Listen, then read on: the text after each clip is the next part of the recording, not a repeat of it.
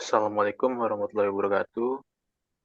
Kami dari kelompok dari kelas 12 6A39 dengan judul Penegakan Hukum Tindak Pidana Terhadap Pengedaran Konten Film Bajakan di Indonesia, yang beranggotakan saya Muhammad Dafa bin Dalami, lalu ada Rizky Febriansah, Andrianto Pratama, Bobby Fernando Tambunan, dan Ilham Fauziana.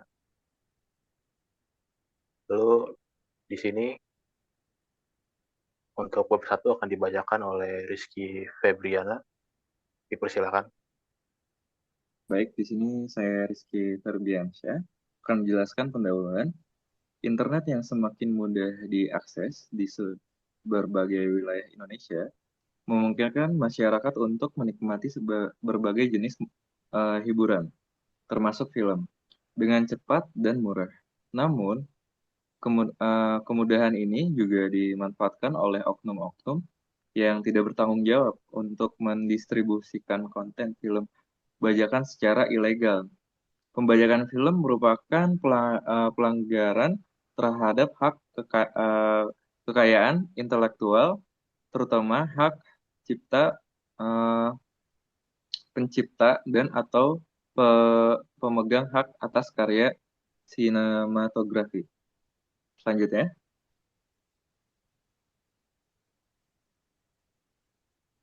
di sini ada kajian literatur, yaitu ada teori cybercrime, kejahatan yang dilakukan menggunakan perangkat komputer atau jaringan internet sebagai sarana utama. Menurut Mark Goodman, 2015, cybercrime mencakup pelanggaran yang memanfaatkan ruang cyber, termasuk pencurian data, peretasan, hingga pelanggaran hak cipta digital. Teori cyberclaw, sanksi pidana meliputi penjara paling singkat 1 bulan dan paling lama 7 tahun, serta denda antara 1 juta hingga 5 miliar. Barang bukti hasil kejahatan dirampas dan dimusnahkan oleh negara. Baik, slide selanjutnya akan dijelaskan oleh teman saya. Baik, terima Baik, kasih Rizky Febriansah atas penjelasannya. Selanjutnya untuk Bobby Fernando, dipersilakan. baik. Untuk selanjutnya ada bab 3 yaitu pembahasan. Bab 3 yaitu pembahasan. Motif utama pelaku pembajakan adalah keuntungan ekonomi. Banyak situs bajakan mendapatkan penghasilan dari iklan, donasi, atau layanan unduhan premium. Tanpa harus memproduksi konten, mereka mendapatkan keuntungan besar hanya dari distribusi konten ilegal. Motif lainnya adalah satu, mudahnya akses dan distribusi melalui platform digital. Dua, kurangnya pemahaman hukum dan etika digital. Ketiga, rendahnya risiko hukum atau penindakan yang lemah.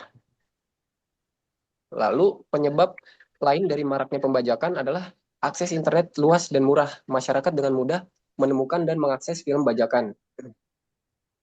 Kurangnya penegakan hukum yang efektif, situs ilegal cepat kembali aktif meskipun sudah diblokir berkali-kali.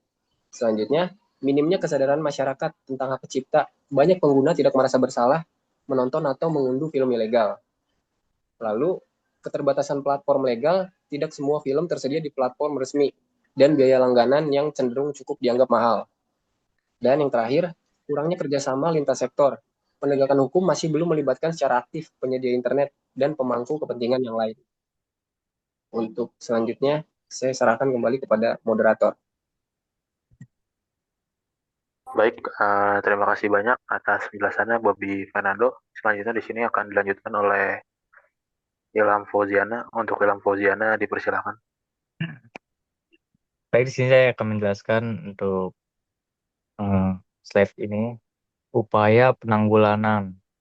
Dari sisi hukum, ada poin pemblokiran situs bajakan oleh Kementerian Kominfo. Kemudian ada penindakan oleh aparat penegak hukum melalui patroli siber. Lalu ada penerapan sanksi pidana terhadap pelaku. Kemudian dari sisi teknologi, yang pertama ada pengembangan sistem pemantauan otomatis berbasis AI untuk mendeteksi pelanggaran hak cipta.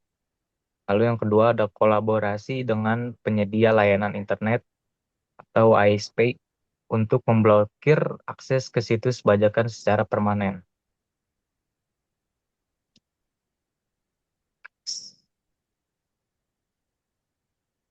Baik, terima kasih penjelasannya Ilham Fauziana. Untuk selanjutnya Andrianto Pratama dipersilakan. Ah, jadi kesimpulannya adalah pembajakan film merupakan kejahatan cyber yang serius dan telah merugikan banyak pihak, termasuk negara dan pelaku industri kreatif. Meskipun telah ada payung hukum yang jelas dan sanksi pidana yang berat, implementasi di lapangan masih belum maksimal.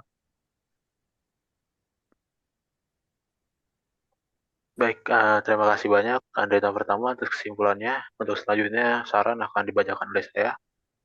Jadi perintah perintah pemerintah perlu memperkuat patroli cyber dan sistem penegakan hukum berbasis teknologi. Dan juga perlu ditingkatkannya kesadaran masyarakat tentang pentingnya menghargai hak cipta, lalu juga platform legal film sebaiknya lebih terjangkau dan menawarkan pengalaman baik dari situs legal, lalu diperlukannya kerjasama lintas sektor antara aparat penegak hukum, pemerintah, industri film, ISP, dan akademisi. Itu saja mungkin dari kelompok kami. Mohon maaf atas kurang dan lebihnya. Wassalamualaikum warahmatullahi wabarakatuh.